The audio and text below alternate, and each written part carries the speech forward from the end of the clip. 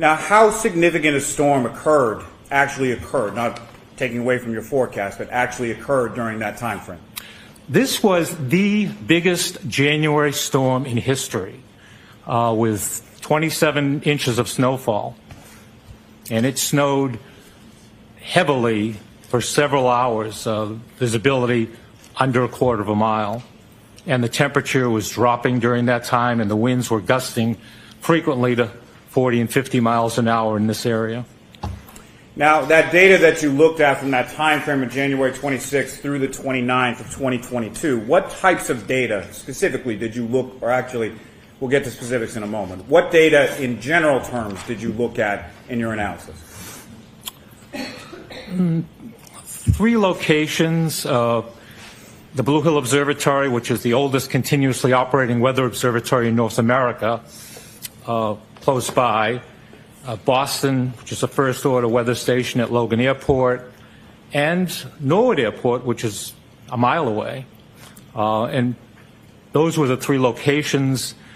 I was considering the surface observations from those locations, also considered other types of observational data. I mentioned the radar data, so the National Oceanic and Atmospheric Administration maintains a NEXRAD NOAA database. And third was the National Operational Hydrologic Remote Sensing Center, which categorizes snowfall and snow depth. So those 3 different types of data at those 3 different locations. Now, when you talk about the Blue Hills Observatory being the oldest in the country, how old is it? It was established by Abbott Roch, who left his family home at 5 Commonwealth Avenue in Boston and built this really strange little structure at the top of Great Blue Hill on February 1st of 1885. And do you know how far away from 34 Fairview Road that Blue Hills Observatory is? Yes, I do. If you don't mind me consulting my note for a moment.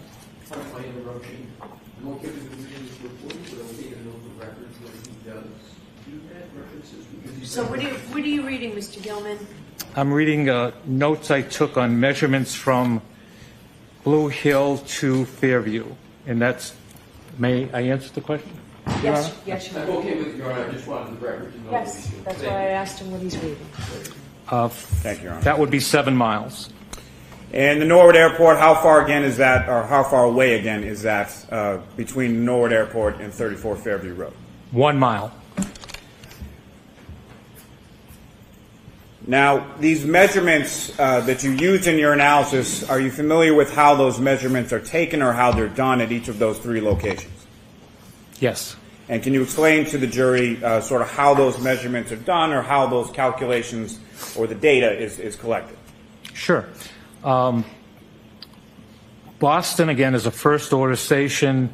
It's equipped with automated equipment. It's called ASOS, Automated Surface Observing System, and it takes measurements of temperature, visibility, wind, humidity at very frequent intervals throughout the 24-hour day.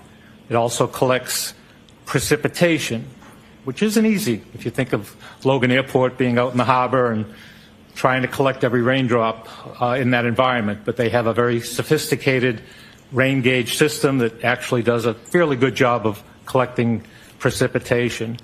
Moving on to Norwood Airport, very similar. It's not as high a caliber a station as Boston is in terms of the frequency of observations or the complete set of data. Blue Hill Observatory is a special case indeed. It had been manned for most of the day for many years. The former observer is still alive and well in Hingham, Bob Skilling. For the last several years, 10, 15 years or so, it was an ASOS system that I just mentioned, but in recent years that was cut back. So there are observers that are there, and they take observations when they're there, and they take automated observations otherwise and take a record of that. But it's not on the, for instance, the FAA network, Federal Aviation Administration. Weather data, of course, is extremely critical to aviation, and they have a network of weather data. The Blue Hill Observatory currently is not on that network. Now, how the data is collected or calculated at each of those respective facilities, is that how it's standardly collected within the industry? Yes. And is it routine both in your practice and in your meteorological industry as a whole, relying on that type of data and the way it's collected? Yes, there are standards established. I'm a member of the American Meteorological Society, the Professional Society of Meteorologists, and there are standards that are established on taking weather measurements. The snow began to accumulate during this winter storm. And by the way, I think I can use the term nor'easter, blizzard, bombogenesis, bomb cyclone, winter storm, all referring to the storm event of the 28th, mostly the 29th. The first snowfall began late in the evening on the 28th and continued into the 29th. Just starting with that snapshot of the evening of the 28th, how much snow accumulated on the 28th before turning the page to the 29th? Very little. Enough to track a cat, 0.2 of an inch. Now, with reference to the 29th, were you able to determine from that data sort of the hourly snowfall as it came down? Yes, as the hourly precipitation data, temperature, and other information was reported, I was able to analyze it each step of the way as the storm progressed. And from your analysis, sir, could you describe to the jury, sort of going bit by bit, what was that hourly snowfall for the 29th? As I said in the report, it's estimated that as it began, it was on the order of 0.3 of an inch an hour on the 29th until 1 o'clock, and it stayed in that light range. And anything under an inch an hour of accumulation is termed light snowfall. So that by 3 and 4 a.m. we were looking at 3, 4, 5/10 of an inch an hour. There started to be an increase more noticeable in the intensity by 5 a.m. with another inch, and then by 6 a.m. with another 1.2 inches. If I could stop you there just for one moment, Mr. Gilman. So from the time period from when the storm began on the 28th to the time period of 6 a.m. on the 29th, how much in total snowfall had accumulated at that point? 3.9 inches up to 6 a.m. And I'm sorry, sir, if you could continue now going forward from 6 a.m. on the 29th. Then we started getting into a more moderate snowfall, and again, that's an inch an hour more, so that by 7 o'clock was another inch and a half. By 8 o'clock, another inch 0.1. And then by 9 and 10 o'clock, it was getting to be moderate to heavy snowfall based on radar returns and X-ray radar information, based on the visibility reduction, based on the amount of precipitation that was melted in the rain gauges, based on other reports from cooperative observers.